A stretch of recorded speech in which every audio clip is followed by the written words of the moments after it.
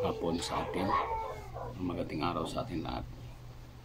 So ngayong araw tatalakayin natin yung bagong flow ng SMAW assessment, NC1 man yan o NC2.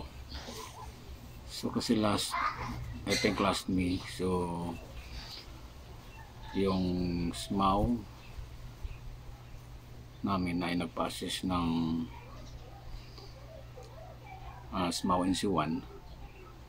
So yung dating assessment natin is walang tawag natin, so mayroong TISDA rep. So yung bagong assessment ng TISDA ngayon ay wala nang kasamang TISDA rep, pero yung assessment center mayroong CCTV direct to the provincial at saka regional TISDA center.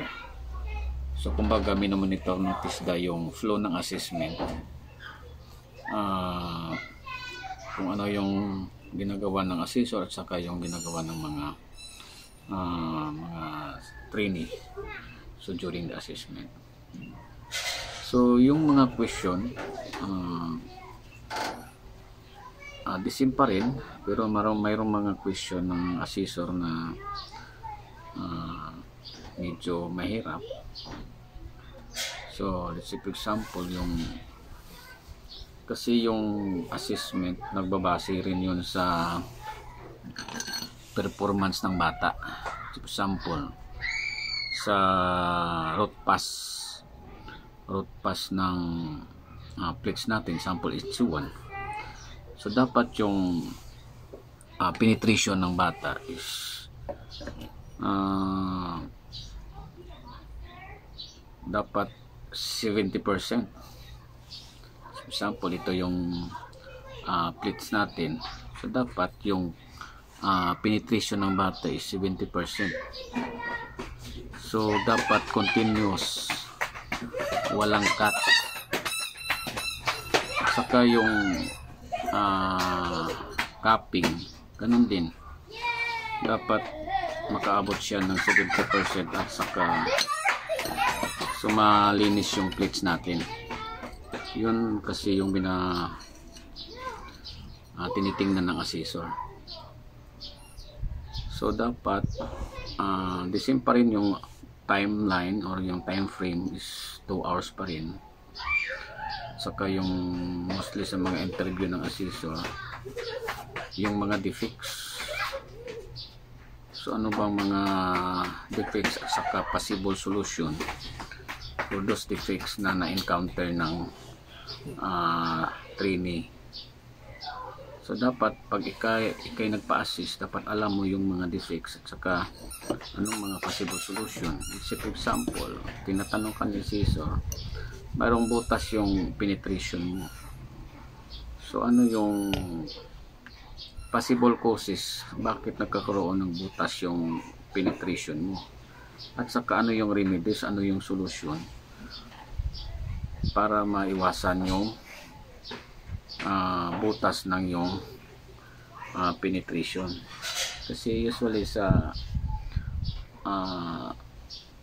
ganong klaseng defects, mostly kasi yung nangyayari kasi yun dahil sa masyadong malakas yung current ng welding machine natin. So dapat marunong tayo mag-adjust. And then marami pang mga tanong. So yung spatter, ano yung mga solution, ano yung causes bakit nagkaroon ng spatter, saka yung undercut, ano ba yung causes. So dapat pag ikaw yung nagpa-assist, dapat alam mo yung possible causes at saka possible solution para malalaman ni assessor na karapat dapat kang makapasa sa assessment. At saka during the assessment, dapat condition yung katawan natin. And then so meron tayong mga tanong yung sa assessor,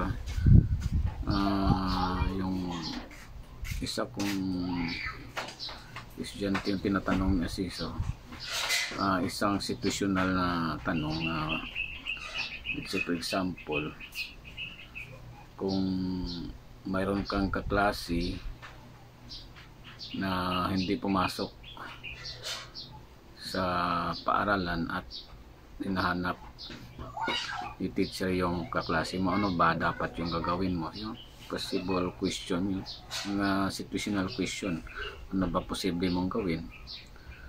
Pwede mo bang tawagan, pwede mo bang puntahan sa kanilang bahay or ano? So very basic na tanong. Saka kasi iba't iba kasing klase yung iba-ibang yung style ng assessor during the assessment. Kasi usually sa assessment na-divide kasi yun sa tatlong part. Una yung written exam, saka yung the actual, and then ang isa yung the interview or the oral. So pinakamalaki yung puntos yung sa actual is 70%, and then the oral and the written is 20 and then 10%. So 10% lang yung, if I'm correct, yung written is only 10%, and then the oral is yung interview is also 20%. So pinakamalaki yung 70%. So meaning dapat maganda talaga yung penetration mo at saka yung copying mo. So and then dapat marami pa yung kwan. So during the assessment, maraming role si assessor na dapat natin gawin. So sa assessment center, dapat walang maingay, dapat lahat kompleto naka-PPE, kasi makikita rin yan sa TISDA region at saka TISDA provincial, kasi minomonitor yan, kasi din na sila nagpapadala ng TISDA rep. So CCTV na yung makikita at saka makikinig kayo. Sample kung nagbubulungan kayo dyan, makikita kayo ng CCTV direct sa probinsya at saka regional. So yun lang, dapat sa gusto magpa-assist NC1 man o NC2, so pwede kayo direct assessment sa TISDA, basta kailangan lang natin mag-provide tayo ng certificate of employment. Saan natin makuha yun? Sa sample, hindi ka nakapag training ng SMAW NC1, so kailangan mo lang mag-provide or humingi ng certificate of employment sa yung employee. Simple, nagtatrabaho ka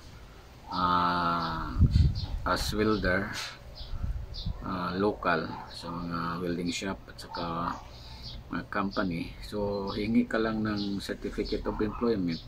Yun lang ibigay mo na nagpapatunay na yung trabaho mo ay welder. So pwede kayo mag-direct assessment sa TISDA. So pag wala ka, hindi ka employed, so dapat kailangan mo mag-undergo ng training. So latest package sa SMAW, I think 15,000 sa training pa lang yun, package. So kung gusto mo libre, so mag-enroll ka sa TISDA, sa scholarship program ng TISDA. So pero marami pa rin nag-aantay at maraming nag-antay ng scholarship na yan. So pero pag nagmamadali ka, kailangan mo lang, dapat meron kang budget, meron kang pera. So yun lang. So sa mga may mga katanungan, so pwede nyo ako ma-message additional info about sa assessment. I am willing to share my skills, knowledge and kaalaman sa pag-welding. So marami pong salamat.